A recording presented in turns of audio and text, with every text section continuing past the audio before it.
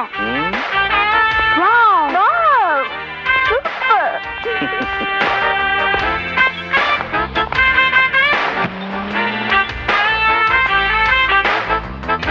me, which side is the cargo section?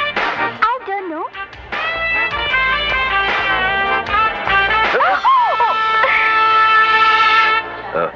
I'm sorry. என்னது sorry? இந்த ஒரு வார்த்தையை வச்சுக்கிட்டு எது வேணாலும் செய்வீங்க. மன்னிச்சிடுங்க. அழகான பொண்ணை பார்க்க வேண்டியது, இடிக்க வேண்டியது, அப்புறம் சமாளிக்க வேண்டியது. இப்ப புரிஞ்சு போச்சு. இந்த மாதிரி கேஸ் நம்ம எவ்வளவு பார்த்திருக்கோம். ஒரு அழகா ஸ்டைலா பர்சனாலிட்டி, அதுல பிளைல ஒரு ஆம்பளைய பார்க்க வேண்டியது, சண்டை கிழிக்க வேண்டியது, அதுக்கப்புறம் சாரி சாரி சொல்ல வேண்டியது, அதுக்கப்புறம் லவ் அலைய வேண்டியது. ஐயோ டாக்ஸி.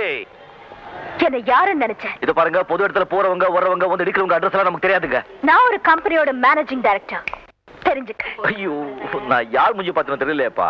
இத பாருங்க, அது அப்படியே உண்மையா இருந்தா அங்க கமராட்டிங்க, பொறுக்கிங்க, பேமானிங்க, லுச்சா பத்துக்கு தான் வேலை செய்வாங்க. இத பாருங்க, ஆம்பளைங்கன்னா சும்மா நெஞ்சு நிமித்திக்கிட்டு கையை ஆட்டிக்கிட்டு கம்பீரமா நடக்கணும். பொம்பளைங்கன்னா தலையை குனிஞ்சுக்கிட்டு அடக்கமா இருக்கணும். டாக்ஸி.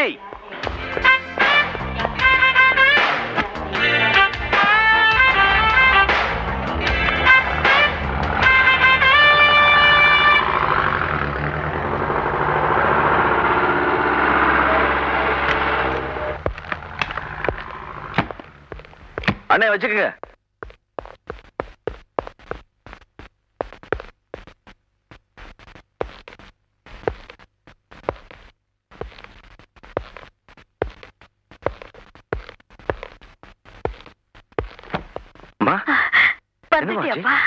கிருஷ்ணா, அம்மாவுக்கு பக்கவாதம் வந்திருக்கு. இனிமே அவங்களால நடக்க முடியாது.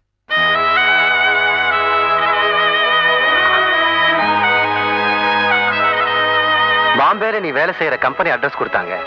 நான் தான் உனக்கு டெலிகிராம் கொடுத்தேன். உடனே புறப்பட்டு வான் டெலிகிராம் பார்த்த உடனே நான் ஏதோ விசேஷம் இருக்கும்னு நினைச்சேன். ஆனா அம்மாவுக்கு எப்படி நான் எதிர்பார்க்கல. கிருஷ்ணா, கொஞ்சம் இப்படி வாங்க.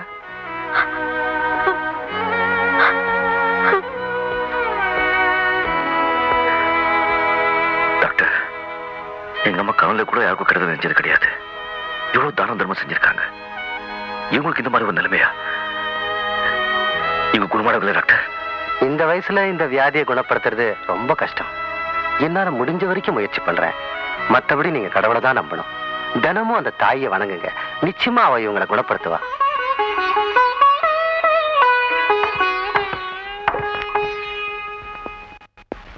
மிஸ்டர் ராகவன், பழம் பூலாம் எடுத்துட்டு வந்திருக்கீங்க, என்ன விசேஷம்? உங்க பொண்ணோட டிவி ஸ்பீச் கேட்டேன். நான் அவ ஃபேன் ஆயிட்டேன். இப்போ என்னோட ஃபேக்டரி நம்பர் 2, உங்களோடது நம்பர் 1. இந்த ரெண்டையும் ஒன்னையும் ஒன்னா இணைச்சிடலான்னு முடிவு பண்ணிட்டேன். அதான் இதெல்லாம். புரியலப்பா.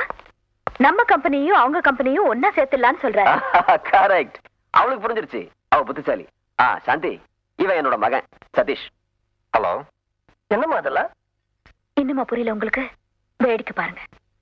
ஏன் சார், உங்க மகனை கல்யாணம் பண்ணிக்கிற அளவுக்கு எங்க கம்பெனில யாரும் வேலை செய்யலையே. சாந்தி, என்னது வேலை செய்யலையா? அப்படின்னா உன் கம்பெனில வேலை செய்யற ஒரு தொழிலாளிக்கா என் பையனை சம்பந்தம் பேச வந்தேன்? ஆமா, எனக்கு தான் நம்ம 2 பிடிக்காதுன்னு தெளிவா சொல்லிட்டேனே. சாந்தி, என்னப்பா, இவங்களுக்கு தைரியம் இருந்தா என்னோட தொழில மோதி இவங்க கம்பெனியை நம்ம 1 கம்பெனியா கொண்டு வரட்டும். அதை விட்டுட்டு இப்படி குறுக்கு வழியில என்ன வச்சு இவங்க கம்பெனியை நம்பர் 1 கம்பெனியா கொண்டு வரணும்னு முயற்சி பண்றாங்களே, இவங்களுக்கு வெக்கமா இல்ல? சாந்தி, அவங்க நம்ம வீடு தேடி வந்திருக்கிறவங்கம்மா. சொல்லாம கொள்ளாம புத்திசாலித்தனமா உள்ள நுழைஞ்சிட்டாங்க. நான் தடுத்துட்டேன். பெரியவரு, கொஞ்சம் விவரமானவரு. நான் சொல்றதுக்குள்ள அவரு போயிடுவாரு நினைக்கிறேன்.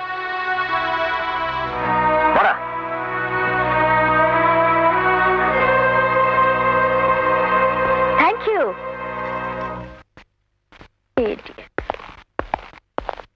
எப்படிப்பா? பேஷ்.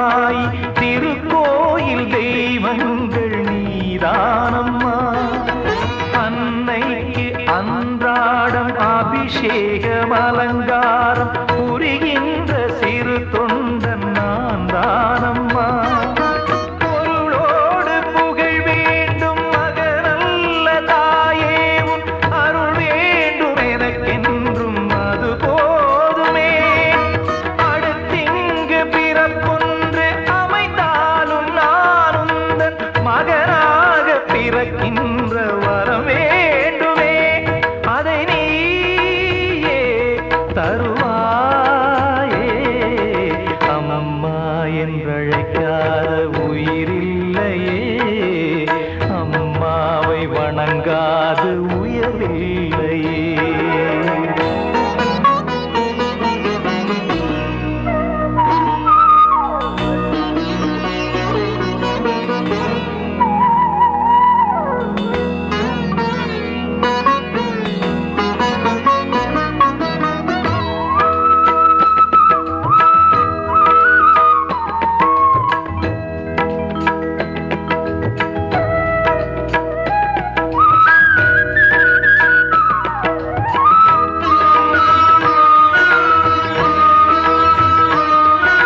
பசுந்தங்கம் புதுவெள்ளி மாணிக்கம் மணி வைரம் அவையாவும் ஒரு தாய்க்கு ஈடாகுமா விலை மீது விலை வைத்து கேட்டாலும் கொடுத்தாலும் கடை தன்னில் தாயன்பு கிடைக்காதம்மா ஈரைந்து மாதங்கள் கருவோடு என்னை தாங்கி நீ பட்ட பெரும்பாடு அறிவேனம்மா ஈரேழு ஜன்மங்கள் எடுத்தாலும் உழைத்தாலும் உனக்கிங்கு நான் பட்ட கடன் தீருமா உன்னாலே பிறந்தேனே அம்மா என்றழைக்காத உயிரில்லையே அம்மாவை வணங்காது உயர்வில்லையே நேரில் நின்று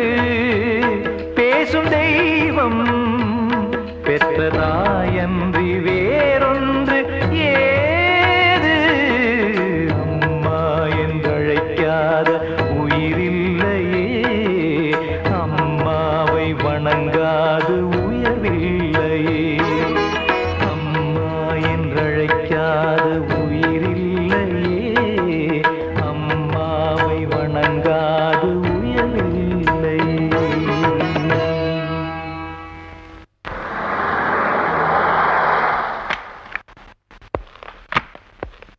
என்ன கிருஷ்ணா, அம்மா உடம்பு எப்படி இருக்கு? வாங்க டாக்டர்.